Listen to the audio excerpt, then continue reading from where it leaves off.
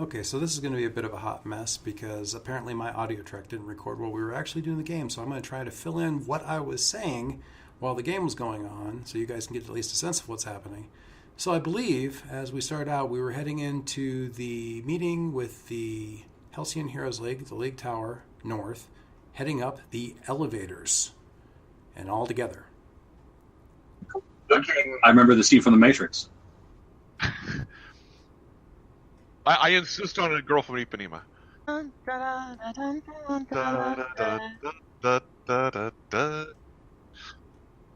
So what I was wondering about here is what I asked everybody to do was to kind of get a sense from this recap of where they were, what they were thinking as they're heading up this elevator. And I had these love letters that I'd written to everybody for them to go through and read and then make decisions off of after they did some dice rolls. I can't remember specifically what order I called out on everybody, but basically I was having them, while they were going up through the elevator, going through, and they were each going through their love letter.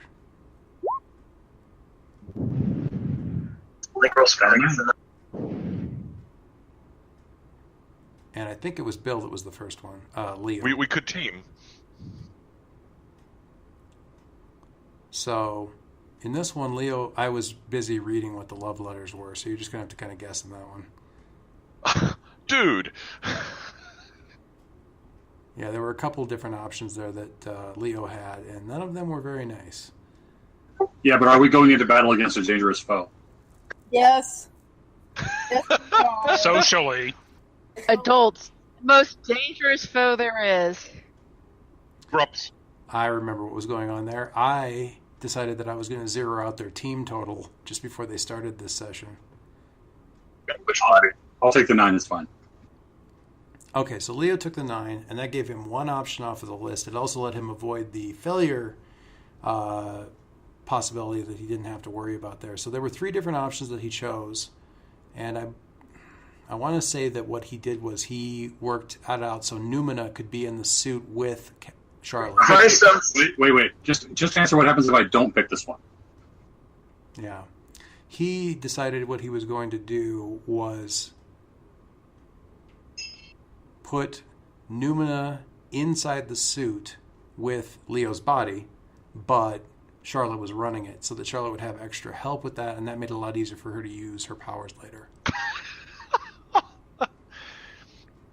As a result, that let Charlotte kind of talk, and then Charlotte's role later also let her work really well with Leo's partners like Numa and Otto. So Charlotte was actually pretty comfortable and got to use Leo's big brain throughout. So she was pretty happy about that as well. So, and he avoided the downside, the I rolled a 6 kind of result throughout that thing. So again, I'm just kind of guessing what was going on in this place. I think what I did at this point in time was I switched over to somebody else to do a roll and was reading their love letter. But I think I was having everybody roll first and then I read. And we had one person breathing really hard into the mic. Sorry about that. So Numina is what we talked about, so I'm going to go with that. Unfortunately, I didn't roll a miss, so I'm just going to dodge that entire bullet. Which is exactly what I just said. All right, I'm going to pause for a second and see what the next thing is that we need to do. Next up was Charlotte, and Charlotte had the options, depending on what her role was, of being able to, since she was such a socialite, talking to everybody on the mic was actually pretty easy for her, and I gave her some options there that would give her like a +1 forward on certain roles. Most of the structure for all of I'll talk about the love letter structure in just a little bit. I'm not sure that's going to make it better for her. She doesn't have voices in her head, unlike the rest of you bozos. So most of these love letter structures were followed a basic structure. There was usually something that would give you a bonus to some action going forward, like you were going to be able to unleash your powers better, or you're going to be more dangerous, you get a bonus to your danger roll, or something. And then the third option was almost always getting influence over the person whose body you were in. Nice. Because, you know, you walk a mile in their, you walk a mile in their moccasins, and as a result, you understand them better and you get influence going forward, or you get a bonus to comfort and support them, or in some cases both, but the other bonuses weren't as good. They weren't all exactly the same. And once again, like most of the love letters, like all the love letters, I have 5 players and I have 5 labels. So everybody got to roll one of the 5 labels, and nobody rolled a label that they hadn't already rolled with some other love letter in some previous game session. So everybody got to test a different strength. Definitely not the last, because Jason would definitely be looking at this problem-solving opportunity, not a Charlotte opportunity. I'll take option 1. That's the sort of mechanical way that Jason would look at powers. So what Jason decided to do was get a bonus on sort of reading people using... You know? How's that different from Jason's body? So Right. So Jason was getting sort of a bonus on, I want to say danger. He had a roll on that. Plus he could also kind of or get a better sense of what her aura's vision was like. Let's see. Concord was up next, and he had a couple different options, and I'm not sure what he even rolled, but it wasn't a failure. He had to choose on Harry. He was in Harry's speedster body, and it was a question of whether or not he was going to be good with the powers, palpable good, or whether or not he was going to understand Harry better. Interestingly, nobody took the option of I understand this person better. I like secrecy.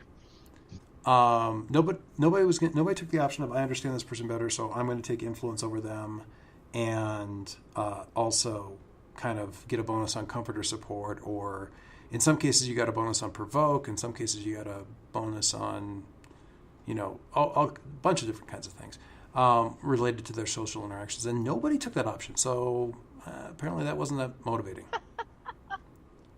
Meanwhile, Concord was still trying to, I think, parse through all the various options that he had there. I'm not sure which one he took. I feel like it was a bonus to unleash powers. These are choices. I don't know that any of the choices were really that... I don't know. Not everybody found them that... Sometimes I really knock it out of the park with the love letters, and sometimes I do not. And this time I don't know that I did exactly. As you can tell here, Mike doesn't know which one to really go with. I swear, if you can phase, I'll never hear the end of it. I might be able to phase. Spoilers, he does end up phasing later. Oh. One of the options for him was to be able to pick a completely different list of speedster abilities that he was good at while he was in Harry's body. And Just imagine the talk with the father saying, "Oh yeah, remember that one night when you could phase through walls? What happened to that?"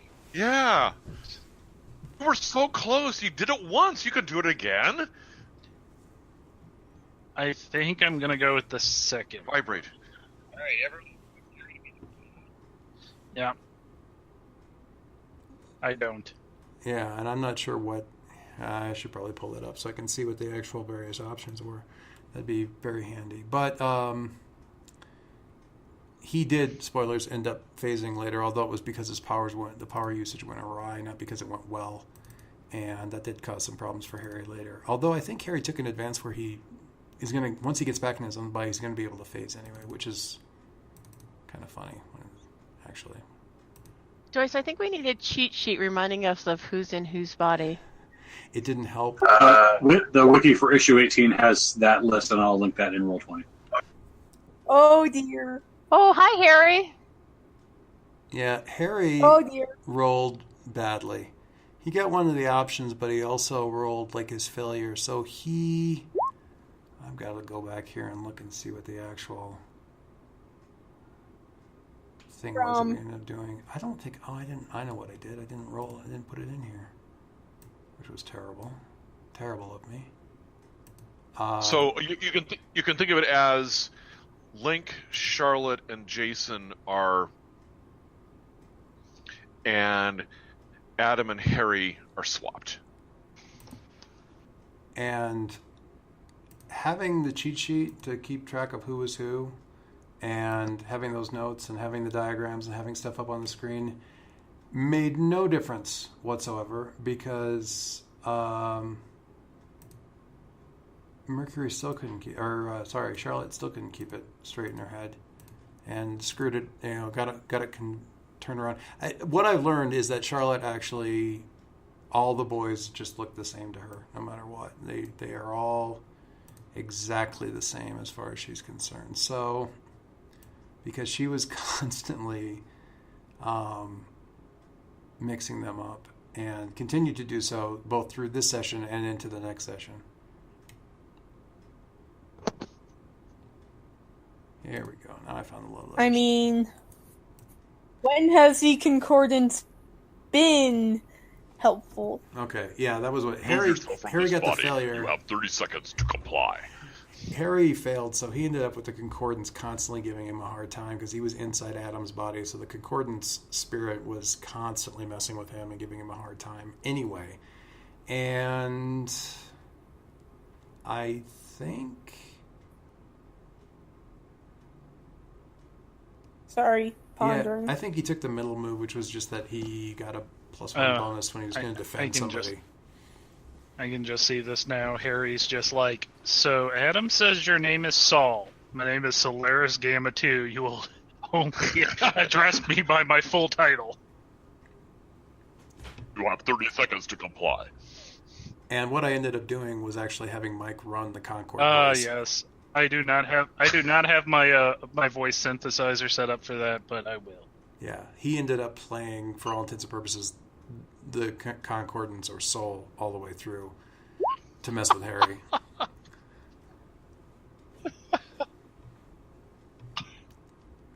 Okay, so, and I don't know, I think it took Harry a while to figure out what he was going to do. We might have moved on to the next person, which was Ghost Girl. No, wait, Ghost Girl? Such my... Ghost Girl already did it. Maybe it was Jason? Probably Jason.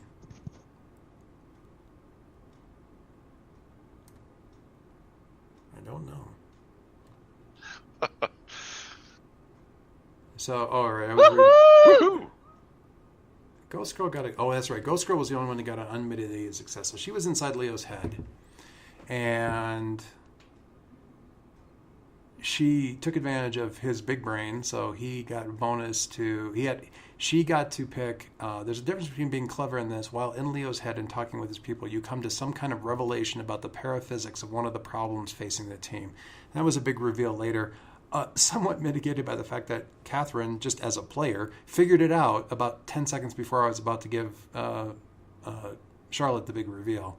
So it didn't really have the impact that I was hoping for. She was also really good in the suit and was able to... Her heart sync was so good that she could actually... she would actually be able to merge with Numa. She couldn't do auto, but she could merge with Numa at least, and plus working with Numina left her actually in pretty good shape all the way throughout. She was actually able to use the suit really well. She took some time to figure that out. I kind of like the first two.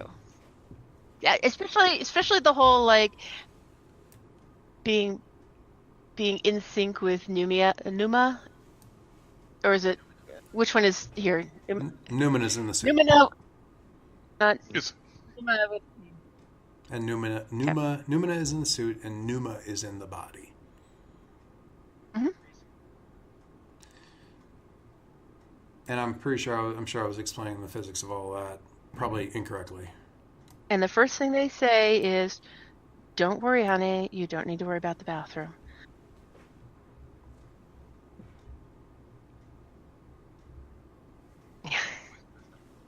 What Jason ended up taking to Charlotte is that he got a +2 to pierce the mask on anybody that he could look at. On the +2 on the first pierce the mask they did, but he would lose influence over the first person they looked into because he was him using the powers was extremely disconcerting to people, and he didn't know how to make it not creepy. Mm-hmm. So I thought I just got the 2 though. You do. Yeah. Okay. So third one. Yeah. When the third one was just another one where she was going to get influence over Link, and she decided not to do it. Sorry, not influence. She got a +1 forward to comfort and support, even while she's body swapped. Although, did not pick it. Nobody did. Oh, I think I can do that. And then we talked a little bit about what that was going to look like. And then, so all that was happening while we were going up the elevator. Before they knew what was at the top of the elevator. It was just them sort of prepping for... We still have... I need to. We have Harry. Oh, Harry still hadn't picked out his thing. So, what did Harry do? I'll go for the first one. Which in this case is, you've heard too many stories from your family to have the voice of the concordance freak you out too much. If you shut up and listen, it's actually helping you acclimate a lot. Take a +1 forward to your next unleash your powers, which we forgot about later and then remembered. It did actually come up. That's Uncle Frank's favorite party joke. I have no idea what she's talking about. Anyway, so he did actually end up taking a +1 forward on unleash your powers, which was great because when we did finally use that stuff, this was a session later, oh my god, Harry's dice were so bad. He rolled like 3 5s in a row. It was the absolute worst. And this actually kept him from having to use up too many of the team points at one point when he was doing Unleash Your Powers. And then the Concordance did a moment of truth, so it kind of balanced it out. Somebody else rolled. I have no idea why. Probably they were sharing an image meme. Doors. Not that. Jason is Charlotte, or Charlotte is Jason. Jason is Charlotte. We can't let them know what's going on. That's right. If they know, they're gonna figure out that we're gonna decide that we can't handle it, and they're gonna want to do something. Oh, we definitely can let them know what's going on. And this went on for a little while because the group was definitely divided in their opinions as to whether or not they wanted to let the Halcyon Heroes League, the League, know what was going on with them or whether they were going to try and cover it up. Harry was definitely in favor of telling them because the parents always find out. Adam was definitely in favor of telling the adults because you tell the adults and trust the adults because that's how he rolls. And the other 3 were a lot less sanguine about the idea, especially Jason. So they were not at all in the mood for letting people know. And I'm not sure that we really resolved this particularly well until the doors of the elevator opened up. So I think there's some discussion going on here. I'll say this. Catherine does a really good job. Catherine and Dave do a really good job of their characters arguing with each other, even if they get along like a house on fire in real life. It is invasive to his own connections, and it is going to be very difficult for him to actually make necessary adjustments as long as these things are going. So I'm not sure specifically what Mike was talking about right there, but I'm sure it was something to do with... Oh, it was whether or not Concord was in the link. And the Concordance Saul was not in the link. So it was only the kids that could hear each other. Saul was just sort of stuck with talking with whoever was in the body of Adam, which was Harry. Adam, your voice isn't cooperating. Yeah. Have you tried cooperating? Adam was definitely in a get along kind of mode for this entire thing and was not... Mike was really worried about playing his person in somebody else's body. We had a long conversation about that before the game, but he did a great job. He's the closest thing to an expert we have right now. You've had it for longer. Yeah, the Concord was going to be the sort of vice person in the body. The thing that Mike did, I mean, he just played a 12-year-old completely out both of his power and social depth in this scene. Because, no offense to Adam, but I don't want to go through freshman year again. The thing is that Harry, and he does a great job playing this, Catherine does a great job playing this, is that he really trusts his parents to have the expertise to know what the heck to do in a given situation, because both of his folks are professional, lifelong superheroes, members of the league, the whole big thing. And this session is actually when he finds out that sometimes they make horrible, horrible decisions that you look at and go, anybody with any damn sense and moral rectitude would not have done the thing that you did. And they did it. He ends up getting influence over his dad as a result of this, because his dad is so ashamed of his son finding out what they did. And so his faith here is ironic later. There's Hecate. Hecate? Yeah. Hecate is the only magical, knowledgeable one Heck no. who might know something about what to do with their body swap situation, but she's also kind of a bitch and a turf, and I nobody think likes that would her. be a really bad idea. Jason really doesn't like her. I mean, I don't Says like Jason it. emphatically. I mean, I don't like it, but So that's,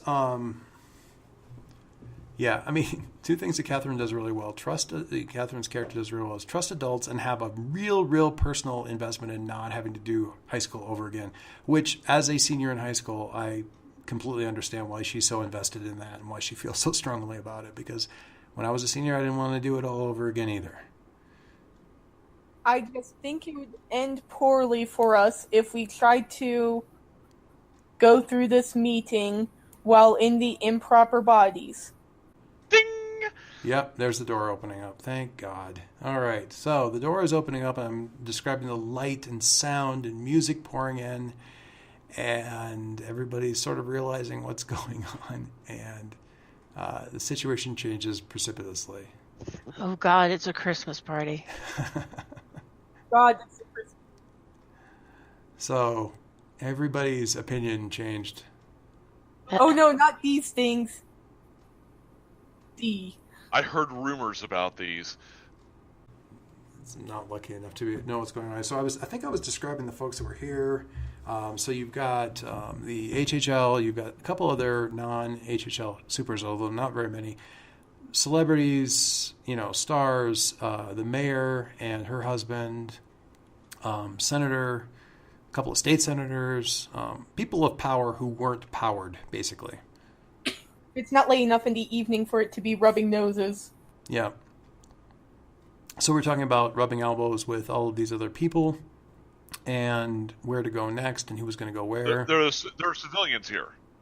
Yes, that was the revelation, that it wasn't just the HHL, it was a whole bunch of folks. Somewhere, so I was going through, like I said, and describing everybody who was here. Police commissioner, of course, got a police commissioner there. It's a superhero game. Basically, folks of authority. There was a little mention there of police, people wondering if Adam's dad would be there, but he's like a sergeant in one police precinct, so just it's not important enough to be at a thing like this. But and they're all still standing in the elevator. They haven't even come out yet because they don't even know if they want to. Things have been postponed. So it got pushed to the same night that this party was going on. Blinking. If we stand here long enough, will the door close again? Blinking notice. Yeah, so they were actually seriously considering just riding the elevator back down and running at this point. But, I mean, what's the fun in that, really? So, while this was going on and they were sort of describing this, as the doors are closing, Silver Streak just appears. A hand catches the door and keeps it from closing, and Silver Streak is there, and he's just really happy about everybody being there. He's being very solicitous, partly because he knows that there's a very awkward conversation coming, and he's trying to get as much good karma with the kids as he can before it's possible that nothing bad's going to come out of this conversation, but it's also possible that some bad stuff is going to come out of the conversation. It's more likely because the HHL is going to ask them to knock off some stuff that they're doing with Vuortovia at this point. And the reason that they need them to stop is because Vuortovia the whole thing with Furitopia has sort of been covered up by the HHL, and the kids meddling is making it harder for that cover up, the magic and stuff, to stick. I'll volunteer for that one. Actually, it's probably more than one person thinking at the same time. It just echoes around the telepathic link.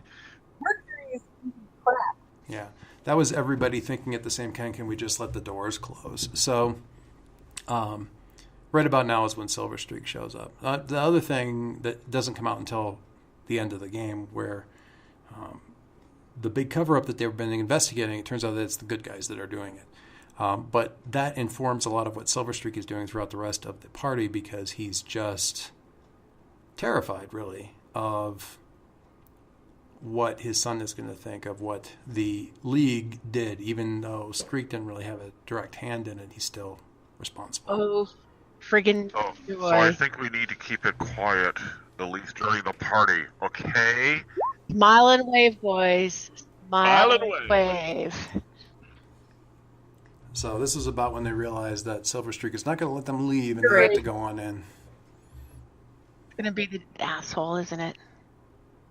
Or A10. See, I'm already channeling your minds. Yeah, so I was going through talking about... A10 is going to be A10. here. Oh no. But you're not the one who has to worry about it, are you, Harry? Oh no. Ooh, make a date for him. Or helping. So I was talking about who all was here, and there's some other... No power. Silver Streak quickly pointed out that there were a couple other teen superheroes here, namely... God. Oh no. No. None of it was really good There's news. a kid's table. So one person was Stingray. That was Nautilus's son. Mingling? Stingray's a complete pain in the ass. Nobody likes him. Kid Kelvin, who may or may not be the son of one of the Gale's arch nemesis, who's on the JHHL. And then one of the other supers was A10, who's great. Everybody likes her. But there's also been some weird little thing where she sort of wants to ask Harry out. Harry sort of wants to ask her out. They're both really terrible at it. And she's here, too. And is probably going to want to come and talk to Harry, except Harry isn't Harry right now. Harry is being driven by a 12-year-old who doesn't know how to do social interaction. So Harry, for real, is horrified by this prospect. First, he has to worry about the fact that Concord might accidentally phase. And secondly, that he might cause some sort of social horror to happen with A10. Yeah. It turns out that what actually happens is he does both things simultaneously. He phases and, as a result, does something socially horrible while he's interacting with A10. So, that's what happens when you roll a 6, I guess. That's coming up. On head level. I was about to say that makes him floating about 8 feet, or eye level is about 8 feet. Right. So Harry, upon seeing A10, starts to head over to where 18 is, but Fair enough. Harry is in Concord's body, so without really thinking about it, he's floating at adult head height or a little bit more, so he can actually see, and is just floating and glowing right through the crowd and heading over towards A10, who doesn't recognize him because she doesn't know Concord from a hole in the ground, but seems really fixated on that particular thing and just, I guess damage control, something like that. Probably won't notice until I start walking. Yeah. So that was the question. There was whether or not Harry even noticed that he was flying, and the answer was no, not really. He's just doing stuff. He's on instinct, and he's wrapped up enough in stuff as a teenager that he just doesn't really notice that stuff is going on. Meanwhile, I was kind of laying out where everybody was at and whoever was going to talk to. Coming up here, we've got, I think, Leo in Jason's body goes and talks to Silver Streak. Jason in Charlotte's body kind of wants to get a read of everybody in the group. Dirk.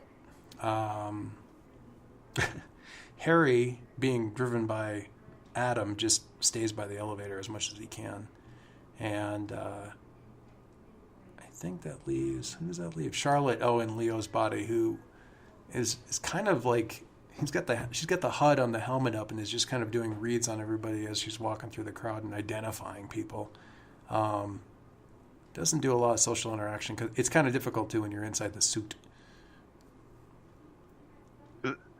but she was talking a lot to everybody in the suit. So Numa, Otto. Numa was doing a lot of briefing on the people that she was seeing through the HUD. Barks start to come off of his scarf. Yeah, we were still talking about Concord going across here. This is going to be, I have to tell you guys, I'm determined that I'm going to get this audio through so we can actually at least have some information, more than just what the players are saying as we're going through this game. But I tell you, this is going to be a 3-hour slog to get all this audio down. Here we go. I don't know if they'd actually say anything until, like, you know, it probably, like, drifts a little too close to somebody. It's just like, you know, just sort of like, please mind your, please mind the space of others while flying. You have an inordinate amount of mass in this state. Yeah. So this was me asking Mike if Concord was giving any tips or tricks or any kind of input whatsoever into what Harry was doing with Concord's body right now as he's flying across the room, drifting across the room. He was moving at like, rank 1 hover speed from City of Heroes. Very slow. Well, my friend. Yeah, he's just fixated on going over to A10, which I thought was really interesting. Yeah. We didn't really know. I mean, Harry's been interesting because he's been hard to kind of socket into things. He's sort of the classic legacy speedster, but he doesn't have an issue. He doesn't have a thing. So social awkwardness and a girl interested in him was really our first thing that's really gotten a lot of traction with him, to be perfectly honest. But to be fair, it's gotten a lot of traction, so that works out. Hey, welcome to hormones. 5 minutes in and I've confused Saul. Yeah. A world record. So, yeah, it was very interesting because I had Saul like sort of being confused by all the hormones surging through Harry and all the thoughts that were going on. I said, which are not, as a general rule, the sort of things that Adam thinks about. Saul has realized he likes Adam a lot better than other people. No, Harry just thinks that he's going to help a friend. Well, yeah, I think A10, the way I described it, was sort of not exactly getting hit on by the rich kid Stingray. Stingray is basically the Draco Malfoy of teen superhero teams in the city. Adam's gonna look at him funny for a second because he's not. It's gonna be like something's weird about. Oh yeah, I'm not 4 feet anymore, and he just like nods his head, just like doesn't say a word and just nodding his head no. Oh, that was Silverstreak asking if Harry wanted to head over to the buffet. Except Harry's not Harry. Harry is Adam, and Adam just doesn't. No way does he want to even try to have a conversation with Harry's dad. Because Harry's relationship with his parents is very different than Adam's. Well, it's different than Adam's relationship with his parents. Not very different. Honestly, they have more in common than most people because none of the other people even have parents, really, functionally. These two have the most in common when it comes to their family life, although... Jason tries to sketch out a curtsy. It's one of those things where they're so similar that they're actually very different. Probably not well.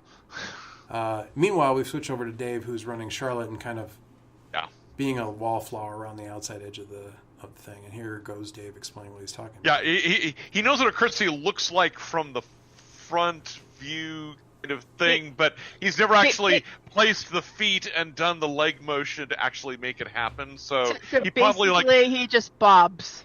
Rotation, yeah. Looks like a balloon. Just bobs down and comes back up. Okay. So, yeah, I think I was describing some more. Who did he do the curtsy to? I don't remember. I don't think it was Hecate. He does run into Hecate right away. I have Hecate head straight for her because Hecate is a TERF, really doesn't like guys, doesn't like lots of people.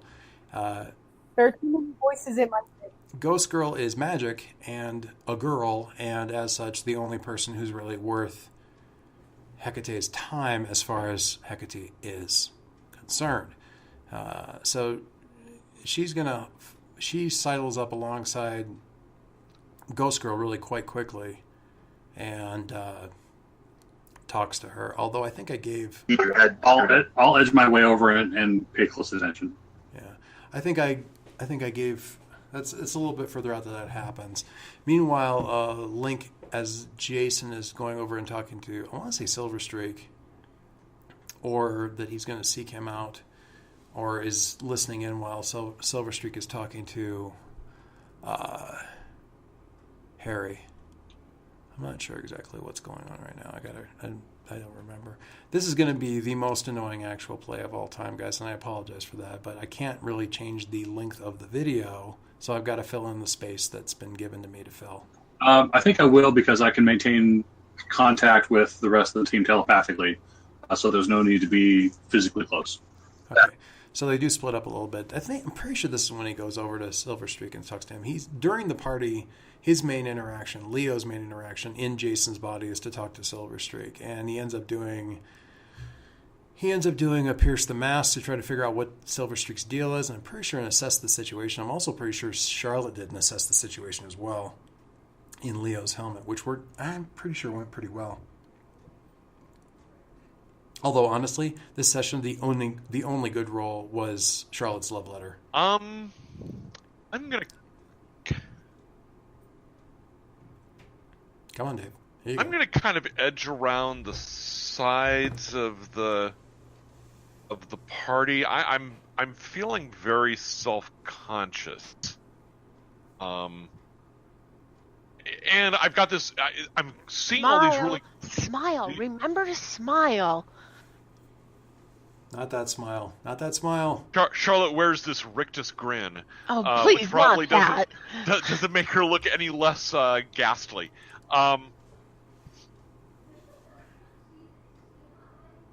Okay, so yeah, I'm describing more kind of going around. The outside edge of this room is all glass, so she's kind of going along the glass walls, Nakatomi Plaza. Anyway, so she's going along the outside there, and I'm describing what the people are looking like, what the read is that she's getting off of people, giving him the I'm not familiar with magic, so what is this going to look like to me? Read on people's auras, what their interactions are like, helping him sort of parse.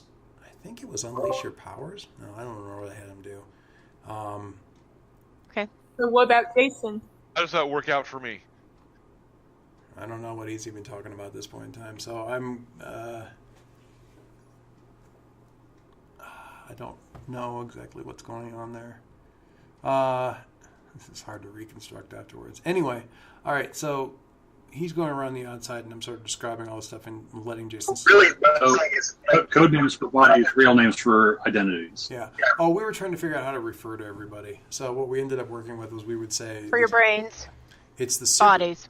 superhero body name plus non-superhero real name. So it's Ghost Girl with Jason or Link with Charlotte. And really kind of analyzing these auras that it's an interesting.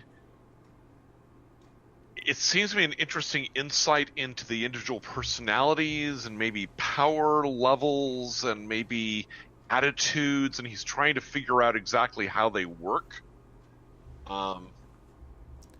Yeah, of course, because Jason's trying to analyze things. It was an interesting thing because Jason one of his powers basically is being a hyper genius.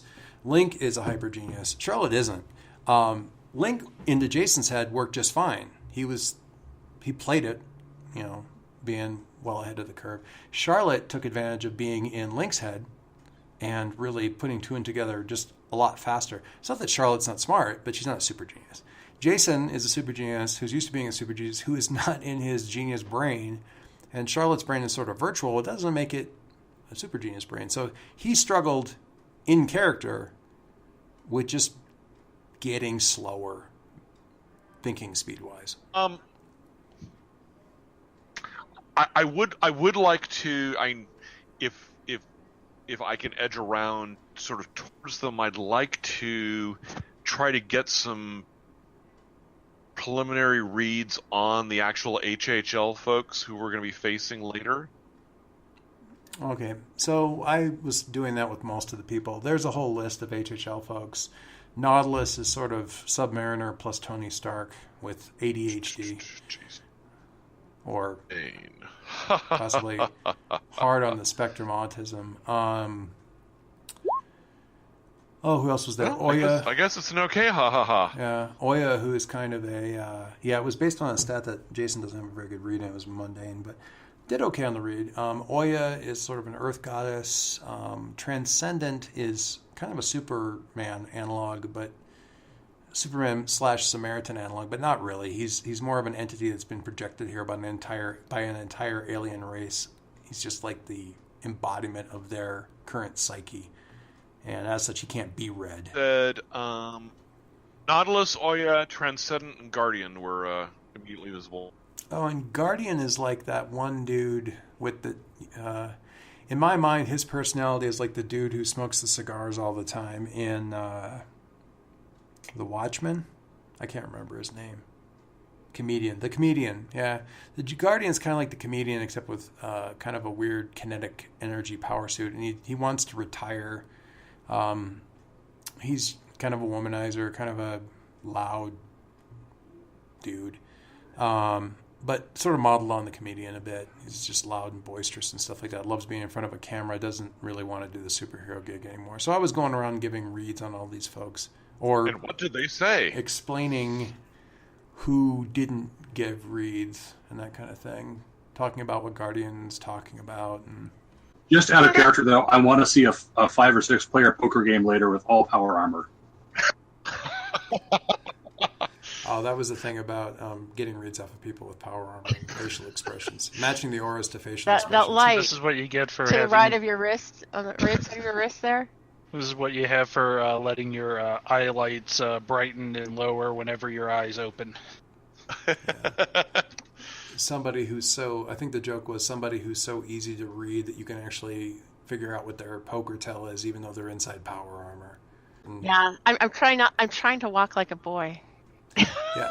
This is Link walking out Oh, into the no, suit, walking out into the crowd and the audience, or the whole party, and Charlotte not really knowing how to act like a boy. Well, yeah. So yeah, the shoulders are back, and are very fixed. So she's not quite goose stepping, but she wants to make sure she's not swaying at all. I believe comparisons were made to Mulan when she first tries to act like a boy. I think this has to catch the attention of one of her mental thoughts going, don't sway your hips, don't sway your hips, don't sway your hips. Or just clunk, clunk. And When was the last time I actually walked? True. Oh yeah, I gotta pick my feet up. Pick your feet up. Don't drag your feet. Yeah, it's a double challenge. You have to walk like a boy, but you also have to remember how to walk when you've been a ghost for a couple hundred years. That was the challenge. I'm nowhere near the buffet table because I don't want anyone to offer me food. Yeah, because Link is still technically secret identity. I'm casually screening the room, asking who everybody is, kind of in my head. So if someone comes up to me, Yeah, so this is where I explained that Numa was sort of like linked in here and reading. You know, Numa's not any better at a computer than a regular person is just because she is an AI entity. She's not a computer entity. So she was basically reading a secondary feed of Link's HUD and then explaining, doing searches to pull up people's identities and stuff and basically trying to put ID tags above everybody's head as she was walking through everything. And kind of just trying to explain all that stuff. Otto was not being super helpful with his commentary, but he was definitely offering commentary. They were both back at the Gale estate in the carriage house. Susie, the newspaper person who asked us about dating here. Yep. Oh, and I'm so glad that Catherine asked that because Tasha Starr, thanks to Catherine's ask, was here and glommed onto Link. Have fun, Link. Glommed onto Link and grabbed his arm. And Yeah. No, that's who I was. probably would have tried to hit on him, except so much stuff was happening that I kind of lost track of that. And I would have liked to have seen her trying to either garner another interview or just kind of be kind of creepy stalker woman. I did a little bit of it, but I wanted to come back to it and have a longer conversation where she was asking awkward, probing questions and all that kind of stuff. And I unfortunately lost opportunity there because I didn't get back to do that with Link now. And by the time they're back in the room later, after they get interrupted by the League, she's unconscious. So Really. Yeah, like she's posing for a selfie. yeah. So there was a lot of discussion of Tasha and what she looked like and all that kind of stuff. Yeah. So anyway, a little bit more, I don't know. Yeah, I ended up with Link sort of being in the middle of the room and then needing to turn back around and come back to Harry being run by Mercury being run by Adam because A10 found him and he needed help. Standing right by the elevator, trying not to be noticed. So Harry, in Adam's body, was going over to where A10 was. And A10, by the time he got over there, A10 had circled around the outside of the party and had come over to where Harry was standing, which is where Adam was at, trying not to be noticed and, of course, immediately getting noticed by A10. So that was just the social thing. He was immediately dropped right into that hot seat as far as that goes, I think. Oh, goodness. Yeah, and Catherine was panicking at this point in time because she realized what was happening. Oh, probably. Yeah, and Leo is going to relay a quick thought to Charlotte for her benefit. Here's a simple thing. No matter how complicated the question, no matter how complex your answer might be, just use these words. A lot happened. So I laugh out loud to kind of. Yeah, that was how to deal with Tasha Star. Sorry, just getting over a cold. You just seem kind of excited for everybody to be here. I just wanted to thank you for all the support that you've shown for members of this team. Yeah, so Silver Streak was saying, how great it is, and he really thinks Harry's really appreciating it, and just, thinks you guys have really stepped up in just a short period of time and really, made a name for yourself, and attributes a lot of that to Jason. I'm immediately worrying. Okay, I'm just thinking internally. Yeah, because Silver Streak is complimenting, and so far, whenever Silver Streak compliments somebody, he usually ends up, he tries to shift their labels, or the label shift happens, and somebody ends up taking a condition because he's complimenting them on something that's already maxed out. Jason starts to say about something, you need to find it, and then he cuts off.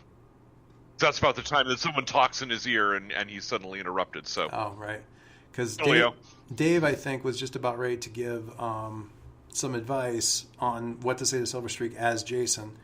And just as that was happening, Hecate is right next to him saying, standing right next to him and says, I know what you did and I know what you're doing. Which was, meant to be creepy. Well, no, it was meant to be a compliment, but it comes across creepy because Hecate is creepy and nobody likes it. But I think people throw some team in on this. I'm pretty sure people throw some team. It's funny because Bill always rolls really well on this kind of stuff, and he did not roll well on this. Nobody. Point out that this is definitely a battle. Yeah, it feels like we're entering battle. Yeah, so we ended up allocating team points. We went down through the whole list of, do you trust the leader? Who is the leader? I think we gave it to Leo in this case. Who is the leader? Do you trust the leader? Bear in mind, we're down at 2 teams, so... So we were down to 2 team, and we ended up going through, and I think everybody ended up with like 4, just so we could figure out whether or not we had points to help Leo out of this hole that he'd rolled. It's funny because honestly, during the whole body swap, almost nobody rolled well. The only really unmitigated success that we had was when next session where Concord. I do not actually. I do have influence over every team member. Holy crap! You're a leader! If I volunteer as leader, being the one who suggested this telepathic link, is that okay? I mean, yeah, there was Adam thought he was the leader. There was a little bit of debate about who was going to be the leader. As being Harry stepping forward for the social occasion.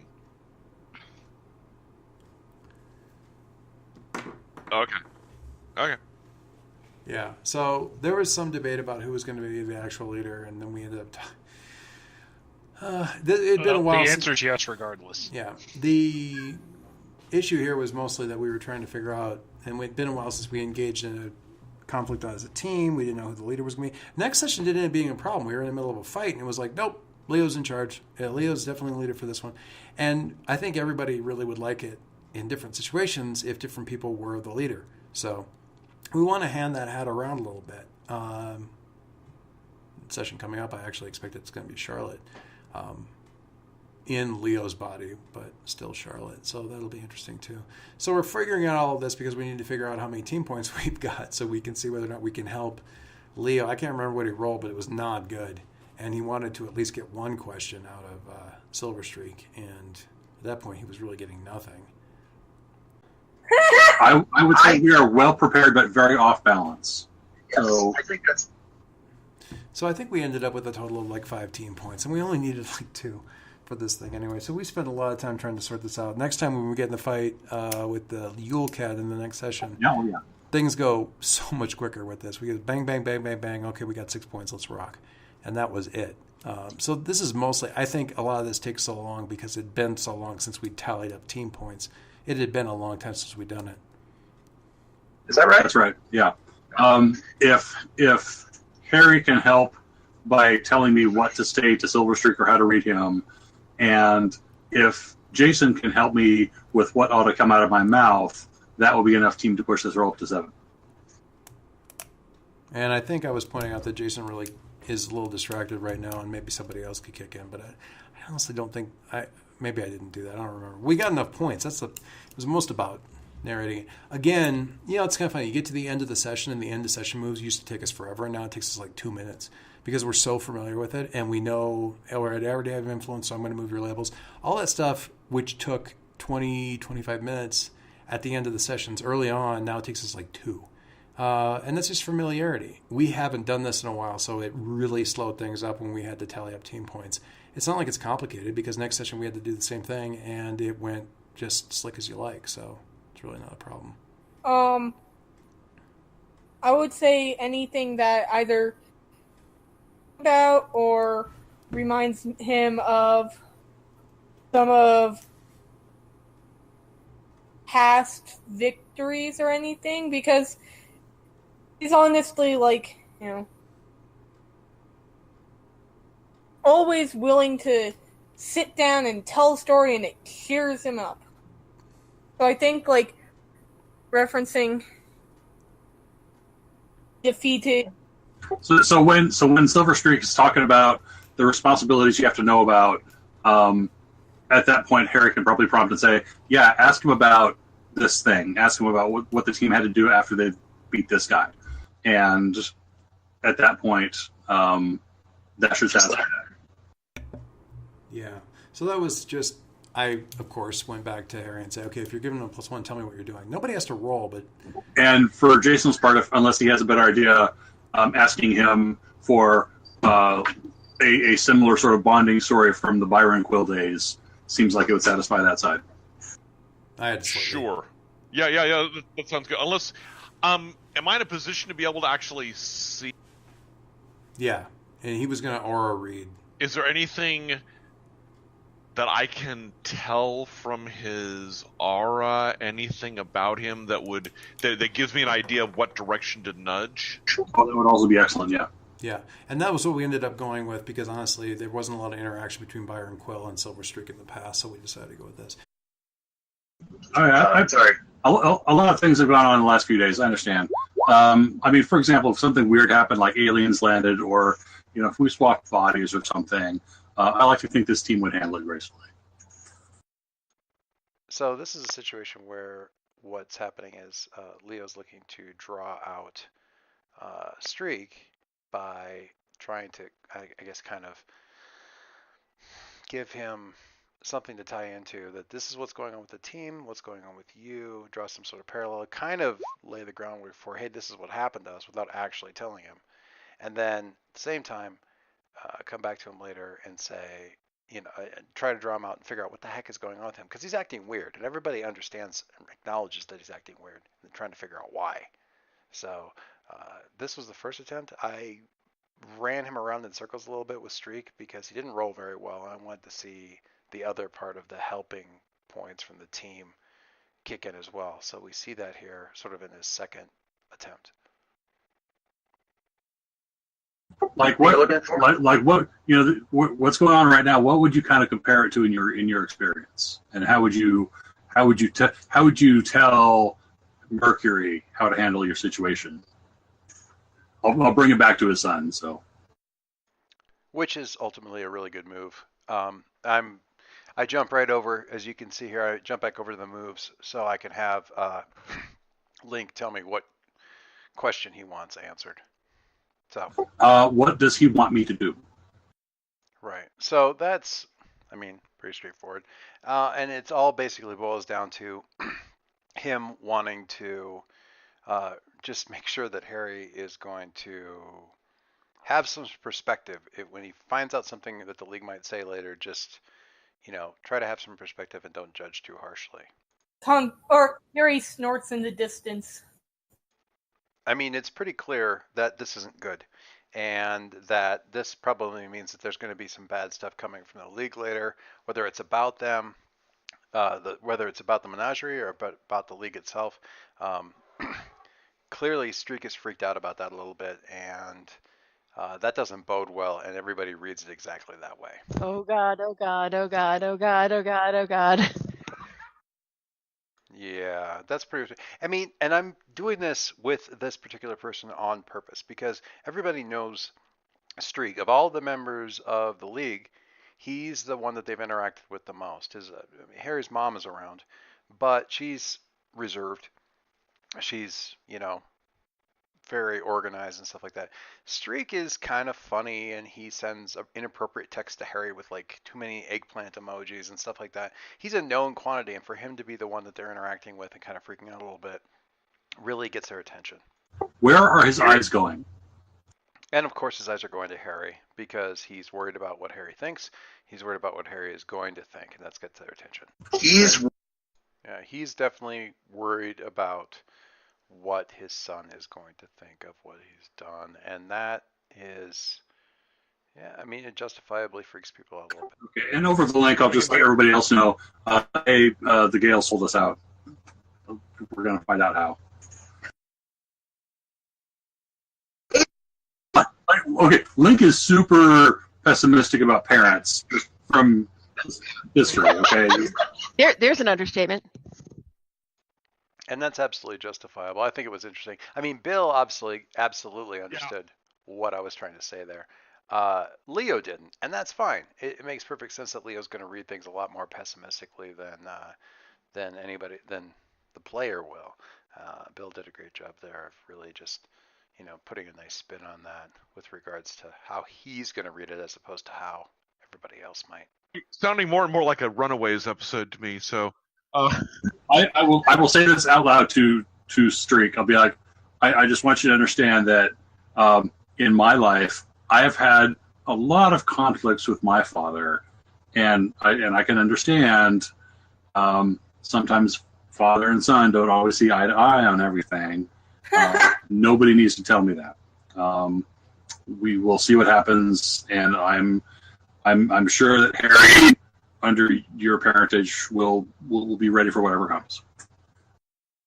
And with that handoff, we switch over to Jason in Ghost Girl's body, where he's ambushed by somebody kind of from the side who says, "I know what you've done, and I know what you're doing." And he kind of starts and realizes that Hecate is standing right there. And Hecate, her take on the situation is that they've somehow mind linked so they can stay organized, and also shielded themselves mentally from any sort of scrying or spying or anything of that nature, which leads you to wonder whether or not Hecate was doing that and realized that she couldn't.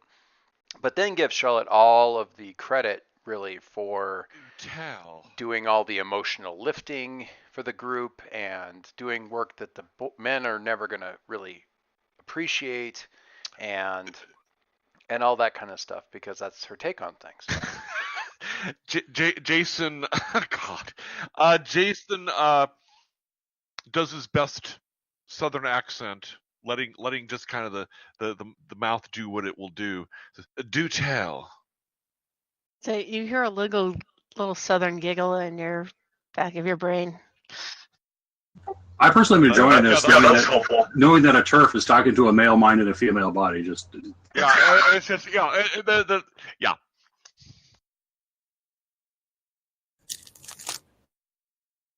Well, these insubstantial little shoulders can carry quite a weight. I appreciate your confidence. So the person I basically cast for Hecate was Kira Sedgwick, kind of because of the part that she plays in Brooklyn Nine-Nine.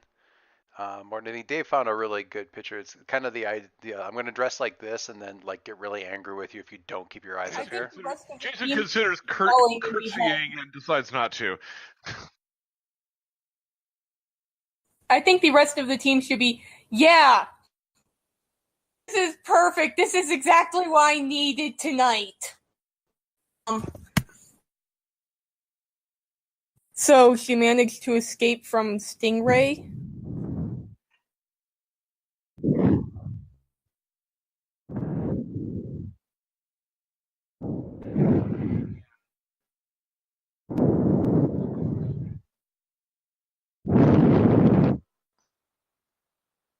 Okay, so at this point, we switched over to Harry, who was Harry in Concord's body, and he was heading over towards A10. But the time he got to A10, A10 wasn't there. A10 had been kind of being bothered by Stingray, who again, Draco Malfoy of the superhero set, he's the kind of asshole son of Nautilus, who's on the league, and was it Kid Kelvin was over there as well, and gets there, and those are the only two that are there.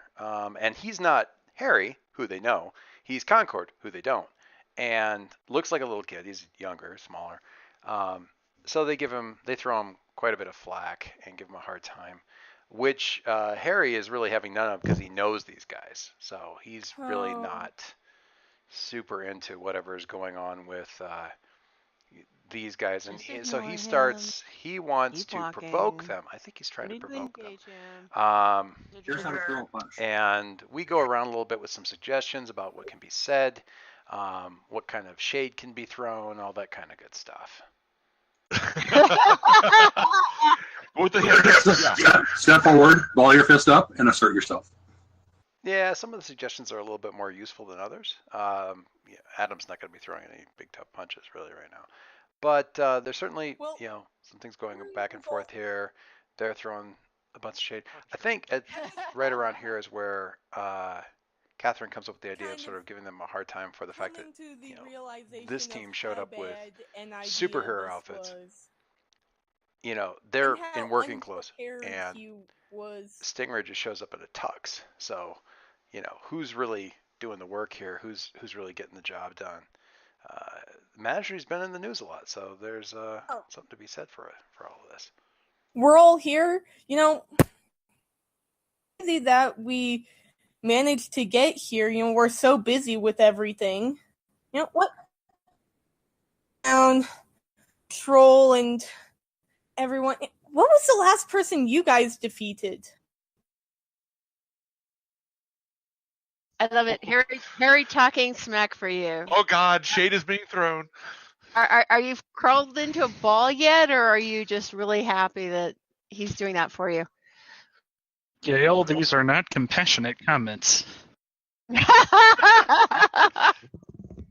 Oh, I'm just asking.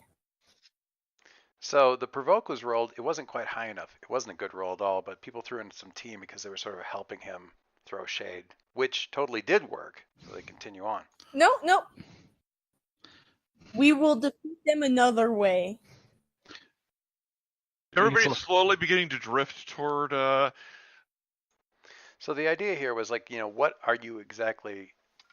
We're talking about what the reaction is here, what they're going to do, what ultimately, after discussing this result, which looks like Stingray's going to deck him, and Calvin is like, once the comments made about the clothes, I think I had Kid Calvin was just like he processed it and figured out what Harry was implying first, and was just like, dude. And then Stingray had to do something because his honor has been impugned. He's going to pound this little kid, right? So I want to. I kind of want to embarrass him. Upset A10.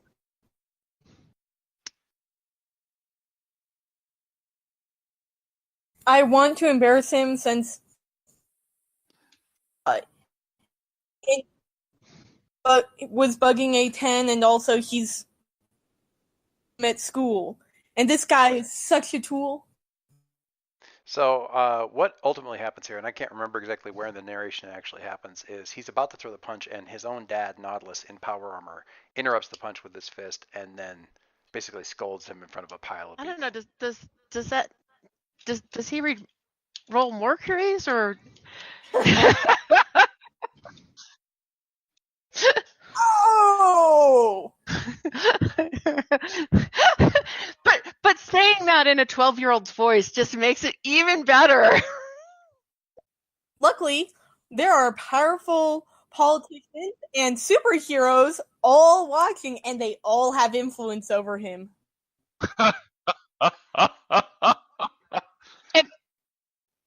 Catherine, when Link came over to the Gales, you made a comment of, "Oh, I'm going to hear about this." That has stuck with me, and I'm hearing that now for this kid. Don't smile. Just don't smile. Look serious. No, Don't smile. You can Just look a little look scared. serious. eyes. Yeah. I shrink down. I stop flying. I kind of float down towards ground level, so I look like a small innocent target. We're so mean. You don't have to have. So the upshot of this was he used the provoke to get Stingray to take a shot at him. Stingray got publicly humiliated by his father, who had already told him not to start any trouble during the party, and then went right back to talking with other people who studiously tried to avoid the fact that they had just seen what they'd seen. Meanwhile, Concord floats down to the ground and tries to look harmless, even more harmless, so he looks even more ridiculous. And Stingray sort of storms out of the room or away from the party for now. And I think at this point we moved on to a different scene. I want to say we moved back over to A10 because I think that was about where we were. So Harry got a good roll. He got a bad roll, but we were able to make it into a pretty good roll. So he had a good scene here for this. But it was a bad roll. I think it was a 5. And it was the first of 3 consecutive 5s that he had in a row, which was really kind of just crazy. Or no, I'm mistaken. The 3 5s happened in the next session, but this was still a series of bad rolls. Just looks around all innocent. On the ground, tiny little 4-foot nothing. So what's happened now is we moved off of this scene, and since he had come over here to look for A10, I didn't move to where A10 was. A10 had gone around the room and was now over where she thought Harry was. Harry's being run by Concord, of course. So A10 comes up and she's socializing. She's trying to make nice with Harry, who she has a little bit of a crush on. And the first thing she says is something about, "Do you think we could slip into the elevator and just get away from here? And is anyone going to know us?" As a way of kind of tying her into the team and sort of having that same thought process and making it seem like she's really one of them. And I think it worked. She actually ended up getting influence from one of the other team members, not Harry, like later in the next session, which was really kind of nice. So she just keeps talking. He nods. Harry, who is this?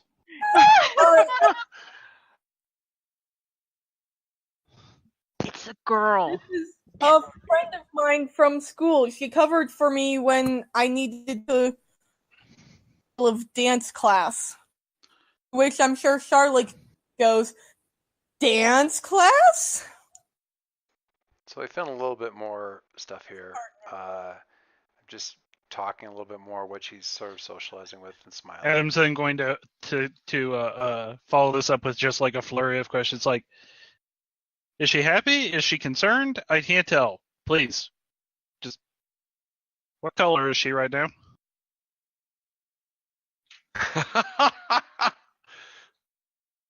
And I would be telling this to Mercury if he was in his own body. So yeah, they're just Adam. Mike's doing a great job of making Adam panicky. Can I see her? So yeah, it's just it's really, the conversation isn't going that bad, but Adam is freaking out because he just doesn't know how to handle it. It means she's flirting with you, dear. Harry, have you guys been dating? What? No, we're just friends.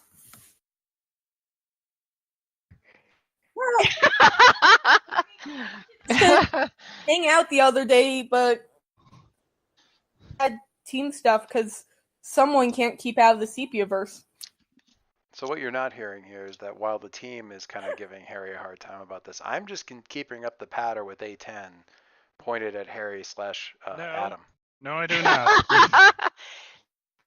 just And Charlotte's trying to talk him down and calm him down, and somewhere along in here, Concord decides that what he wants to do is just get away using super speed.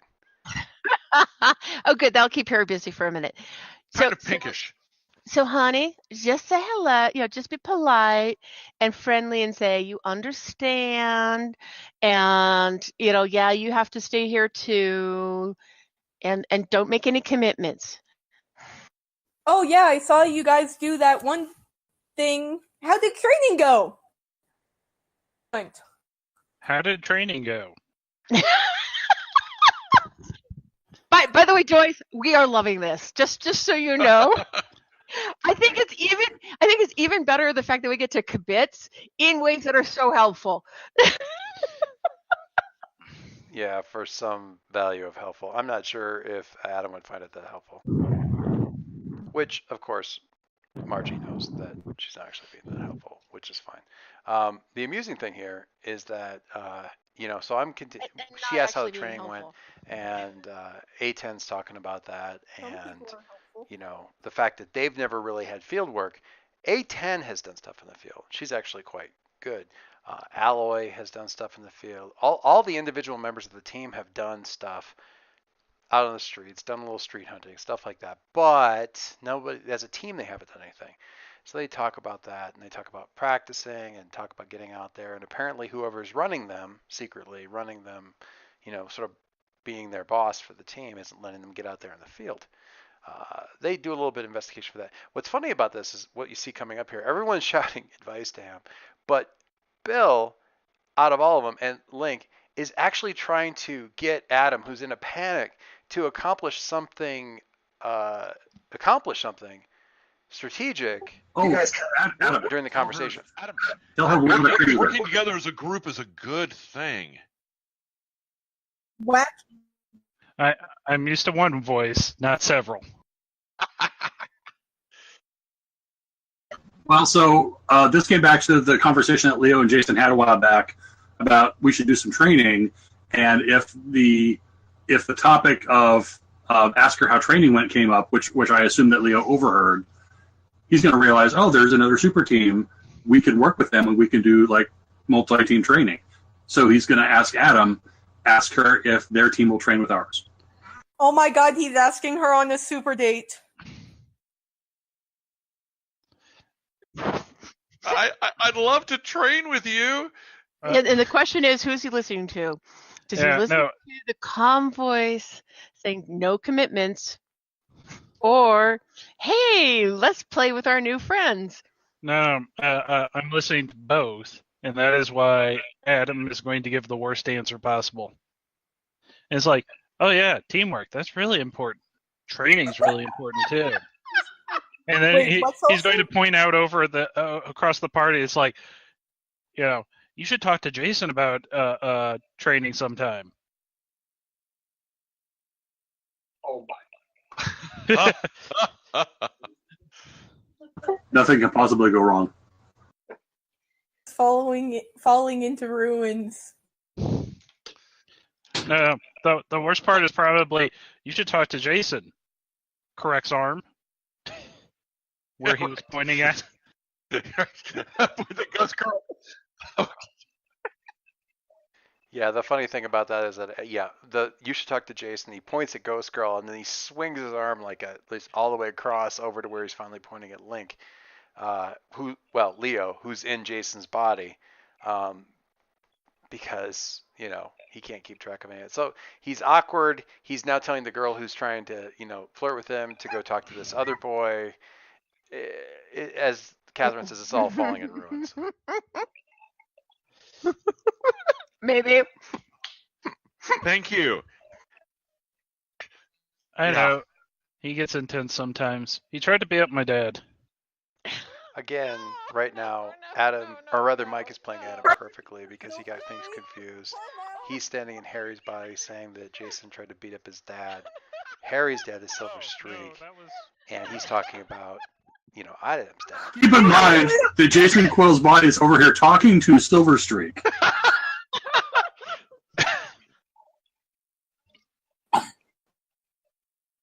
Honey, why don't you go get some punch? I think now would be a good time to excuse yourself and use the little boy's room. I have a stomachache. I need to go. I need to go. There's punch in the bathroom. Oh, God. Of course, the punchline here is that Mike was very worried about playing Adam in Harry's body. They would screw something up, and now he's just catastrophically screwing things up, and it's great. We said, well, you must be really comfortable with it. He's not. He's just making it work anyway. Oh, no, it's bothering me. It's just... when I messed up Harry's social life. No, it's...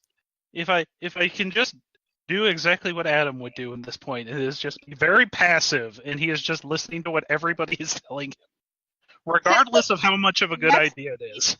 Make a date with telekinesis. And I'm just describing A10's stricken expression and the fact that she's fumbling, trying to, rescue this thing or just make it kind of work, and it's just not working. Catherine's face is in her hands and laughing. Oh, God. Ghost Girl is going to head in her direction.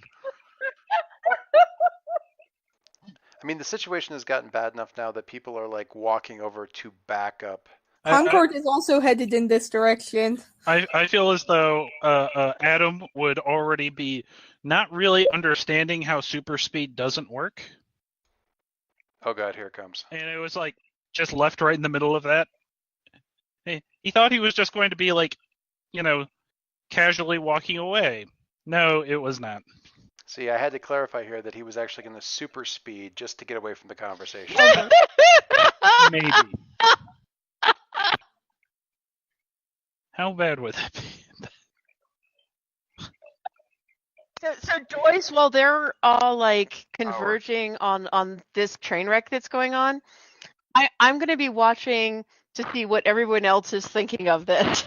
Just around to see, watching it, who is pleased that they're standing together. Yeah, it's just a mess. And pretty soon the power use is going to go. And of course, we have another bad roll. Okay. All hands on deck. So somewhere in here, What did I have Adam I'm with roll to unleash your power. Now, since everybody's telepathically linked, I'm not making them like unleash their power just to do anything that's happened as other. So unleash the power is pretty okay. It works out all right, but Okay, sorry about that. we have to. Oh.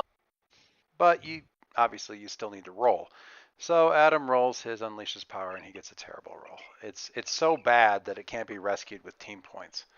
So, he wants to get away though, and he wants to use his super speed abilities that are in Harry's body. So he gets that. It just goes horribly. So the one thing that, honestly, Harry's the one that pays for it, because the one thing that Harry didn't want to have happen was screw up the thing with A10, and he didn't want to accidentally phase in front of, phase while Adam was in the body. And that is exactly what happens. God damn it!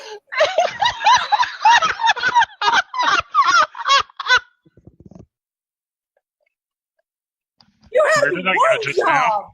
No, One job! we've been training hard, Mr. Gale.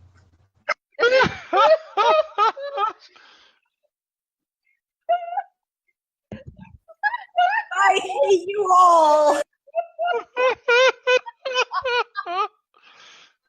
To add insult to even greater insult and injury, not only did Adam It's a in Harry's body boy. phase directly through the floor to get away from A10, while A10 was just standing there looking at him, his dad was looking right at him from the previous conversation and sees this happen. So he goes from being really worried about this thing to just being ecstatic because he just saw his kid phase, which he hasn't been able to do. This is one of the Gale family abilities he hasn't been able to do. He just saw him do it.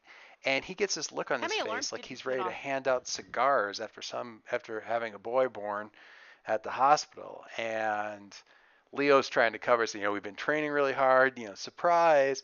Meanwhile, Adam has phased right through the floor down to the next floor down where there's sort of quieter gatherings going. It's still part of the party. Just to get out of that, Harry is just beside himself with, how much more complicated everything is right now.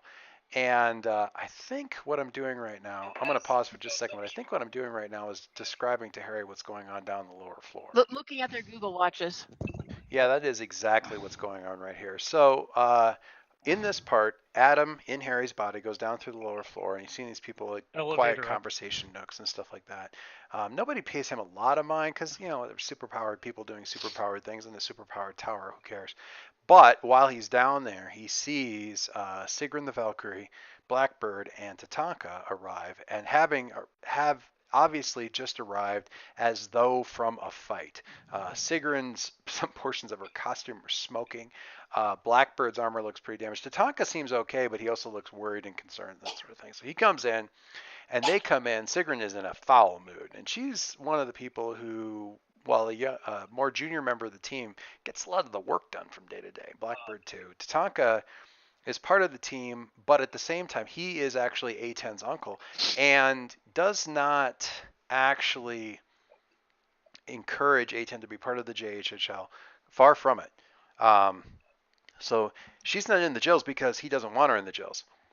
He tries to keep her relatively far away. And there was some mention earlier that A10 made saying, I only came because my uncle promised he would be here. He only came because I said I would be here. We're supposed to be helping each other out, and he's not here yet. So they come storming in at this point, or the two of them are storming. Tatanka's just trailing along. Goes over to a private elevator, slams on the little passcode thing, door opens, and the three of them pile in. Tatanka says something because he's met Harry, and Harry finds him a rather chill individual, one of the guys on the team that he actually kind of likes, and he sees what he thinks is Mercury, and greets him and just say, hey, sorry, it's had a little bit of work to do tonight, kind of a thing, and gets in there. And we'll see you a little bit later. We just need to get cleaned up, and we'll see you up at the party, kind of a deal. We'll talk soon, because they all seem to be aware that they also need to talk to this kid. We find out later that those three were actually tangling with forces from Virtovia. Now, Virtovia as an island is not in one set place in the world. It's not where Iceland used to be. It has swapped in for Iceland. Iceland is gone, Virtovia is here, but Virtovia doesn't stay where Iceland was. It's nobody knows. It moves, it floats, it flies. No, there's a lot of theories. The actuality is that the thing is actually kind of like I wouldn't know any of this. Brigadoon. It's not entirely all the way here, and as such, it's sort of unstuck, so it wanders. Not terribly easily to control. But right now, it's close to Halcyon City during this winter blizzard. These guys tried to tangle with these guys, and it did not go well, and none of their backup came from the League because the League was busy having a party, which left Sigrun in a bit of a bad mood. Then, after they've left, suddenly Silverstreak's there. He phases through the floor too, and he's there, and he's just like, buddy, and slapping him on the shoulder and saying all these great things. He's obviously really happy. He's like, we need to go back up. It's time to go. But man, what a breakthrough! I didn't even know, and all this other kind of stuff. So Adam's just like, yeah, huh, okay, great. And meanwhile, through the telepathic link, Harry is having a meltdown. The other members of the team are also up there, kind of chatting with A10 and softening the blow a little bit there. And I think they sort of painted it a little bit like a sudden power manifestation kind of a thing, not entirely out of it in his control, that sort of stuff to soften things up a little bit. But it's still, it's a pretty big 6, but still so epic. Oh my god! Wait till I tell your mother. We are going to tell them that we are body swapped. Really, you want to admit that a 12-year-old can phase in your body and you can't? I don't know that will actually help. That just indicates it's not a problem with the powers, just that it's anyway. It's a performance issue. You know what happens to every teenage superhero sooner or later. Oh, you have 4 Yeah, exactly. You don't get to talk. It's also time for the finish. Hello, darling. By the way, Joyce, I also flunked my roll. I was reading. There's actually a team we can contribute here, and I can explain how if you want to make the roll. Okay, I will take that because I don't need to make things any harder for Harry. That's fair. So it will actually be Numina coaching you through. Oh yeah. And I think she will understand what's going on with you in a new body. She will probably suggest don't try to feel. Look for the eyes. Look for the breathing. Look for physical signs, and just let your brain process what you're seeing, and you will get the correct answer. In other words, it's not a full like unleash your powers to use Leo's intuitive genius, but she's sort of coaching Charlotte through how that would happen. And I kind of put my foot in my mouth here in the actual game because I make the observation that the reason that Numa's good at reading people is because she's not human, so she's had to study that extra. And it's quite the opposite, as Bill points out. And everybody else in the game understands that. I was the only one that screwed it up. It's actually quite the reverse, Joyce. They started human. They have always been human. They can read it just fine. What we have had a trouble with is projecting body language. Right. Their synthetic bodies need to look human to get to the other side of the uncanny valley. Which is, obviously, makes tons of sense. Human brain, mechanical body, they've had to work harder at that. Yeah. Yes. They've got to the point where like their brains are always been wired correctly, but the bodies must match that capability. They must be able to breathe. They must be capable of blinking. They must move certain ways. They must have muscle groups here, and so forth, and all that stuff. And they have been participants in rebuilding their own bodies to have this ability. But in any case, the help from Numa and Numina is easily achieved. So Margie gets up to where she can Ghost Girl gets up to where she can easily ask a question to find out what's going on.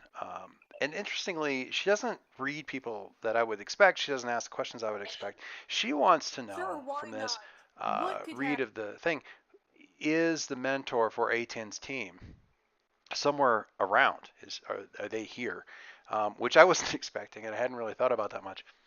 I had a general idea, I had a thought, and I went with it because I hadn't had a better idea in the meantime with the idea that it was actually Harry's uncle, Chase, who's coaching. I was actually intending more to look at, well, two questions. I think it's closer to assess the situation, but I did want to actually just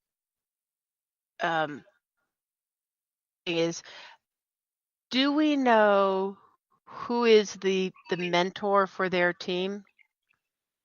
Or I wasn't sure we did. Okay, so I'm actually going to do sort of what I want to do is look,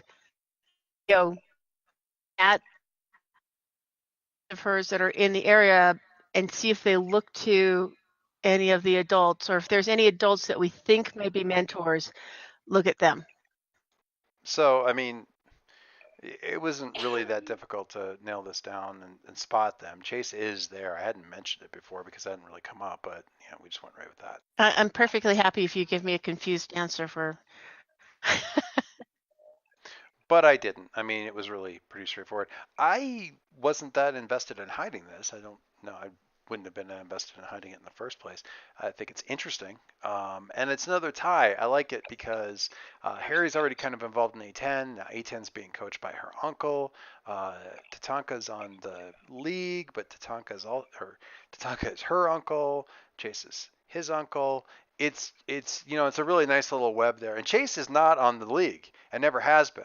His superhero identity is Comet. Okay. He technically got the powers at the same time as Silver Streak, but he was never like a league super. So I'm still trying to unpack that. I feel like there's some drama there, where Chase has been much more of a low key kind of B level. He associates with shadier superheroes, more vigilantes like Hyena that they've run into in the past, and things of that nature, and the fact that he's running this team that isn't associated with the JHHL, isn't associated with the league, stays away from being associated with the league actually as much as possible, kind of ties into Tatanka. I think it's all very interesting stuff, and also maybe some.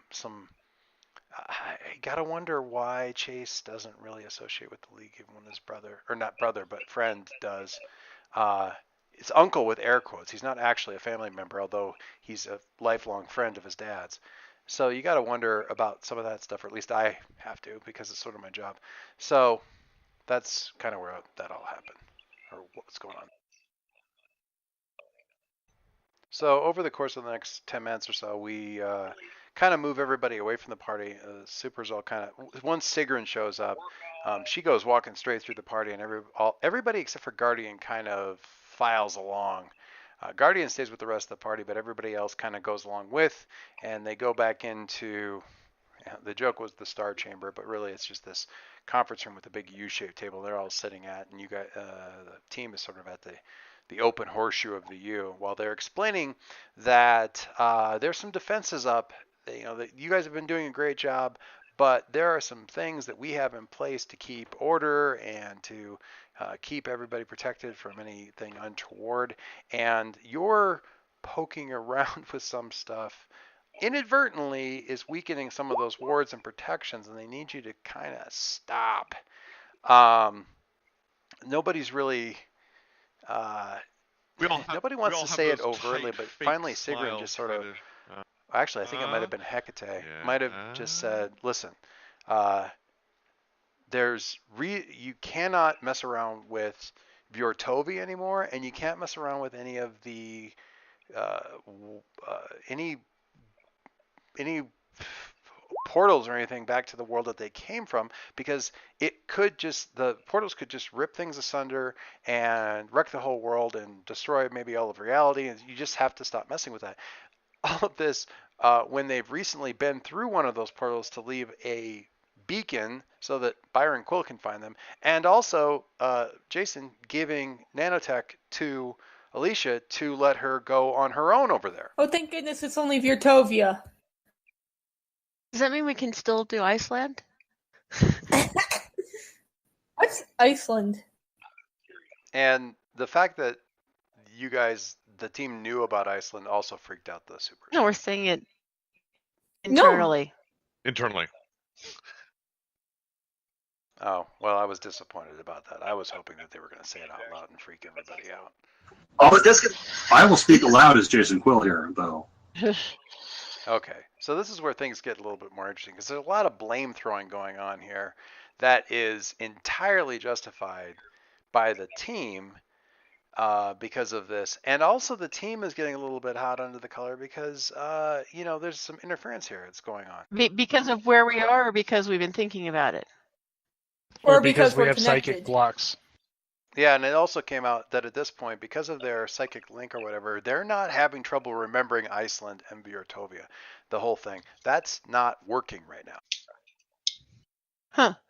We're protected from magic. From outside Right. communication. And that, of course, leads back to Hecate was the first person to notice that they couldn't be messed with. Right, what Hecate was saying, yeah. Sorry.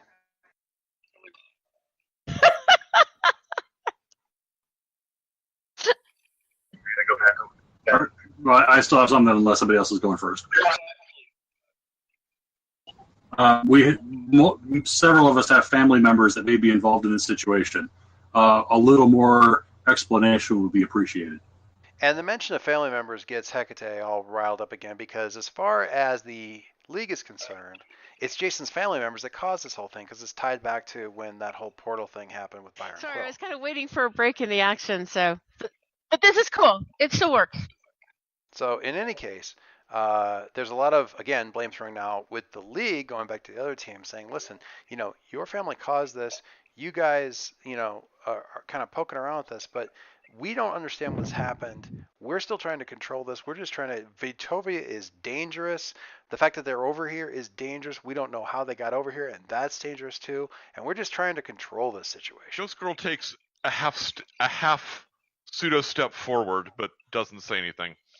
Of course, that's connected to the fact that Hecate was impugning the honor and intensity, because there was something that Hecate had said something about maybe Byron Krill was in league with Virotovi. He caused this whole thing. They didn't know whether or not he had been prevented worse danger or if his screw up had caused this to happen in the first place.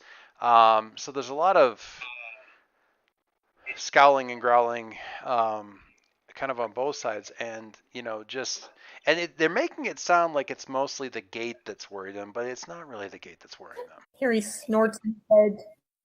See, and what's interesting about this is, as you recall, earlier on, Ghost Girl had rolled that she was going to have a big revelation, a big bomb to drop on things. And this is what was going to be the bomb that I was going to drop, is that somewhere along here with Leo's big brain and Charlotte understanding the magic, she was going to realize that the reason that nobody on the world can remember Iceland, and this has all been kind of, it's hard to remember, all this kind of stuff, is because the League is doing it. They don't understand what happened, but in order to control panic and to maintain everyone's confidence in them, they're making the world forget that this ever happened.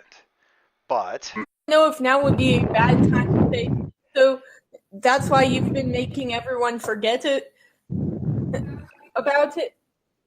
And see, I was expecting that to be the big bomb that Ghost Girl was going to figure out and then drop on everybody. And Catherine figured it out first. Yeah. Which is crazy.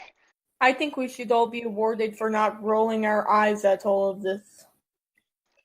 And of course, Silver Streak and Tempest are both like looking pretty hangdog about this because they weren't really on board with that idea in the first place, and now it's come out and Harry's heard. Frank would be the one saying it. Oh, please use my mouth to square up to the HHL. Yeah. So it's the crap they're doing that's making everybody forget Iceland. So it's these pricks trying to cover their tracks because they don't know what's going on and they don't want people to panic. So with that, Then what the fuck? I will have one suggestion that I will mentally relate and answer that then. Not merely what's going on with Iceland, what's happened to the people there and how many people are suffering or have been put out by this. They're just trying to cover shit up so people don't get afraid. So at this point, the group is zeroing in on exactly what their reply is going to be to the League, because they really want to kind of drop a bombshell that both tells them what they know and really sets them back on their heels and kind of judges them a little bit with what's going on. So they're just they're kind of zeroing in on that a little bit, which is obviously perfectly fine. What I'm thinking of saying is, what about all of those people from Iceland that are trapped on the other side? So at this point, I go in. Hecate is talking. Bombshells. Blackbird is talking. Because I'm not going to Blackbird, leave them there. Sigrun. And they don't get along, which is the fact that they're speaking in unison is also kind of stomach churning for some of these folks. Hecate points out there's only 300,000 people on Iceland, and what balance of that against the rest of the world, against the rest of reality? This entire section of the galaxy could be destroyed. All of reality could be destroyed. You can't mess with that kind of stuff for one small country. Better to figure out what's actually going on here when we don't know what's going on. We don't know what Byron Quill did, blah, blah, blah, blah, blah, blah, blah, blah. So there's blame going there because Byron Quill was never part of the league, and he was never really a superhero. He was a I want to science play poker adventurer, with him now. science hero, that kind of thing. So he worked with them sometimes. He worked with Aegis sometimes. But generally speaking, they didn't get along that well, and neither did Rusty. So that kind of thing goes on for a little bit. And then Sigrun jumps in, and it's like, listen, I understand this. I understand, Jason, that you're interested in this. I understand that your friends are interested in this, that you want to do the right thing. You want to do good. Honestly, I'm a boy. missing your dad. Your Bite dad's me. been missing for 2 years. I honestly can't understand why. If I were you, I would have been looking for the last 2 years. I don't know why you haven't been constantly. And what I did right in the middle of saying that, because I hadn't really thought about it before, was I had Sigrun pause and look at Hecate. I was just unable to stop herself when she's saying, Jason, I don't know why you haven't just been looking for your dad for the last 2 years, and look at Hecate like, holy shit, were you messing with him? Like, doesn't say it, but looks it. And Jason definitely picks up on that. Because there's some weird stuff that's been happening with Jason. Like, it's come up in previous diaries and journals and stuff like that with Jason that he just doesn't really consider magic as a thing. Like, he doesn't put a lot of research into it. He doesn't try to understand it. He doesn't really think of it as a solution or a potential cause of a problem. Why is that? He's a scientific mind. He's a freaking super genius. Why doesn't he think about one of the major, linchpins of various superpowers and stuff like that to consider magic? Maybe because somebody who has a bunch of magic power is screwing with him to make him not think about it. Make him not think about his dad very much. Some, but not to actually go and do anything about it. Some sort of compulsion or something like that. So this comes out that not only has the league been screwing with the whole world, Jason has been possibly, it's been strongly implied, screwed with directly by Hecate, who never got along with Byron Quill in the first place. He hated her, and she hated him. Hates, possibly, and doesn't seem to think very much of Jason either. Not that that's super surprising, because she doesn't like anybody like that. But there's a lot going on right there, and one of the GM admonitions in the game is to make adults short-sighted, and that's one of the GM things I'm pretty good at. I have the perfect response for this, by the way. Sure, go for it. Please. What did he have any more to say? So I just want to spit. Go ahead. I mean, by this point in time, yeah, Jason is pretty upset. Link is in Jason's body and, sort of functioning as the leader. Everybody is just kind of gobsmacked by this. Somebody in the back was like, the fuck did they do? It's been pretty good. So. We'll ask him when he comes back. No, nice. Nice. So there was a lot of glowering from the rest of the superhero team, but from the rest of the league. And then the next, or I guess I should say final plot twist for the night. Who's saying that? So, Who's saying that? Can we send mental images as well as talking? Just a little picture of a hand making like little blah blah blah blah blah sounds in my head. So what I was doing at this point was getting Sigrun to do one last kind of impassioned explanation, just calling on their better natures, and then she's interrupted in the middle of this by other stuff happening. Oh, that sucks. You're right. You're right. And I'm thinking to the others, right. we really shouldn't tell them about what we've already put over there, right? No, I'm not going to say anything else. Just let I'm on that. So right in the middle of her speech, Sigrun goes falls unconscious and collapses down on the table. And within a few seconds, everybody at the table is falling unconscious. Nautilus's suit kind of goes into hibernation mode. Blackbird, who's also in a power suit, kind of goes, rigid, like she's gone unconscious. Tatanka goes down. Oya stands up and sort of staggers around a bit, but she goes down. All this sort of thing. And I'm explaining, and they're like, what's going on? They don't know exactly what's happening or why it's suddenly happening. The first instance, and you'll hear them say here in just 1 second. I look at Hecate. I look at Hecate. So the thought there is that Hecate's doing it. She's not, and her response was to like panic, wide-eyed, and teleport away before she's completely unconscious. They thought maybe she was doing it because she got caught out for messing with Jason Quill. Naruto. So of course I'm explaining this and what's going on, and the fact that she's teleported away. They were, oh, isn't she helpful? That'll be some comment that they make here pretty shortly. But they're sort of assessing this and trying to figure out what the heck is going on, and realizing that everyone's going down. And then of course the question comes up, why aren't we unconscious? And are we doing this, or what's going on? And their first guess is the same one that protected them from the Iceland thing. Self-protective.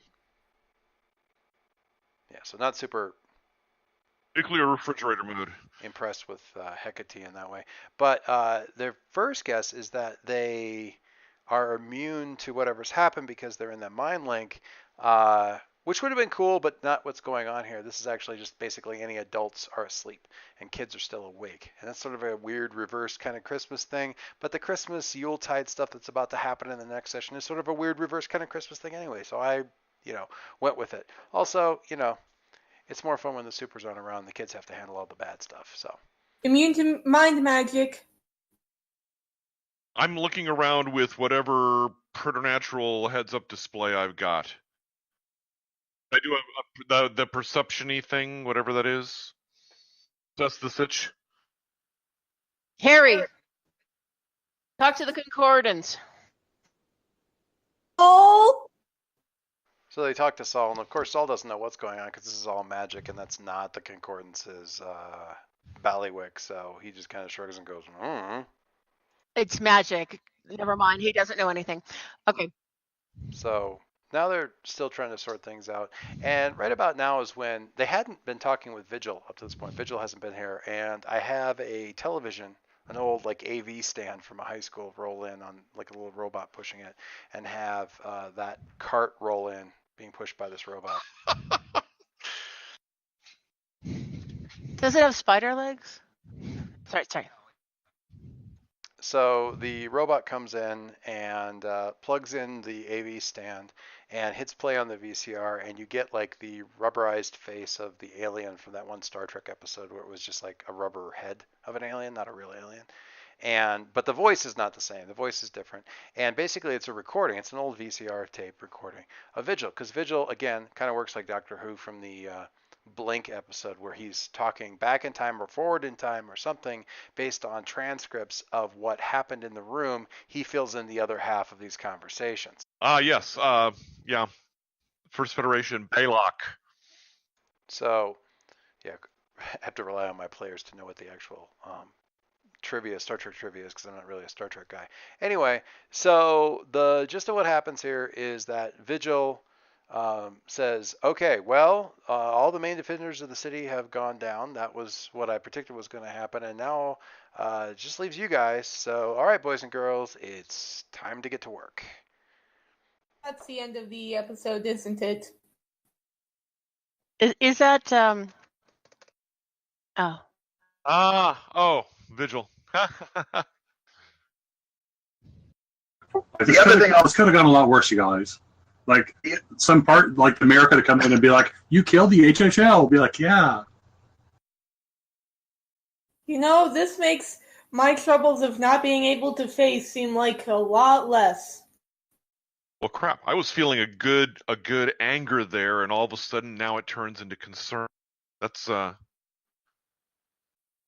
I actually I was like, looking wide-eyed and panicky and leaving. I thought it was because of Utopia showed up. Well, I know that's why it was but I thought it was because of Sigrun having said something about Jason, why he wasn't. I was like looking over at her. I was like, oh my God, Jason is about to do something. I need to get out of here. And it was like, wait, what? Huh? So at this point, we pretty much wrap everything up, and we move into the end of game moves. So it's that, standard question. It's the end of the game. Did you grow closer to the team, further away from the team, or more into the image of yourself? Because of the body swaps most people picked, closer to the team, and typically tended actually to pick the person whose body they were in. So they didn't pick that move off of the love letters, but they did kind of do that anyway. We have so much influence. Pretty much everybody has influence over each other. At this point in time, so it's just a little bit of label moving. Some Lucky people for pick her, up some the beer conditions too. as a result of that. It's pretty straightforward. So I am not going to do any more editing. You're going to hear them going through and giving their answers, who they're influenced by, a little bit more ruminating about what went down during the game, and then we wrap things up. So this is going to be ugly. A little bit too much extra GM commentary and stuff like that, but it's going to be better than not being able to hear anything in session 19. So thanks very much for sticking with me. And next session should be better. Closer to the team. I'm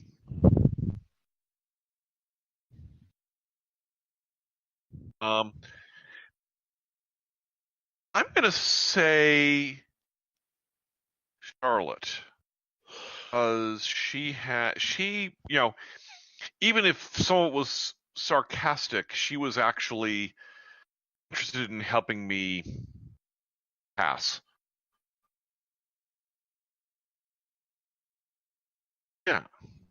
Yeah. So I'll say. Closer to Harry. Harry was helpful with Mr. Gale. Harry came through with the bombshell. And I'm really on board with the A10 ship, and I want to see where that goes. So, right. Like, if Catherine's not say so, and we'll back off, but like, hopefully you're having fun with it too. You sound really enthusiastic about it.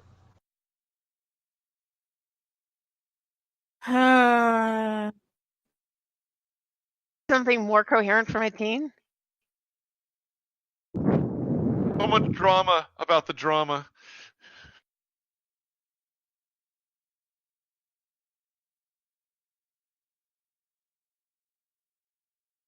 I'm the king of relationships not going squarely, okay? Like, you want to talk about that shit?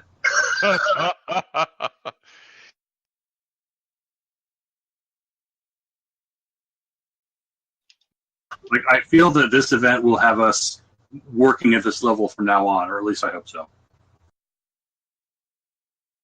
Especially once Gigi figures out how to do this without swapping bodies. That'd be nice.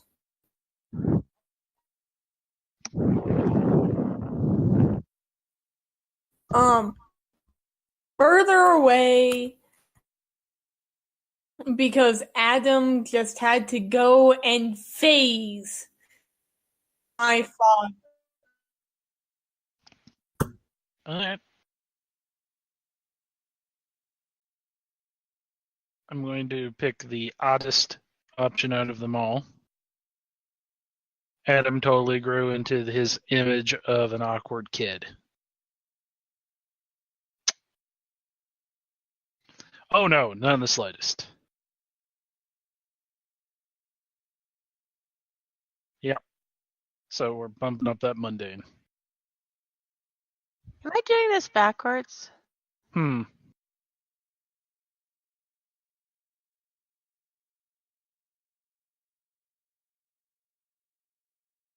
I already had it, so that allows me to shift your labels.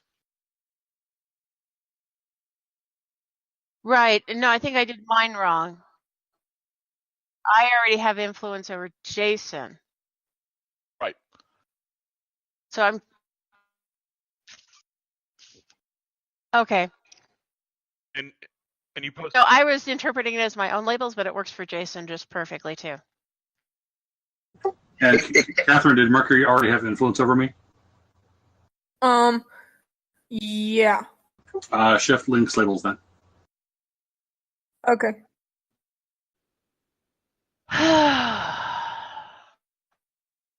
I'm trying to figure out what condition to take.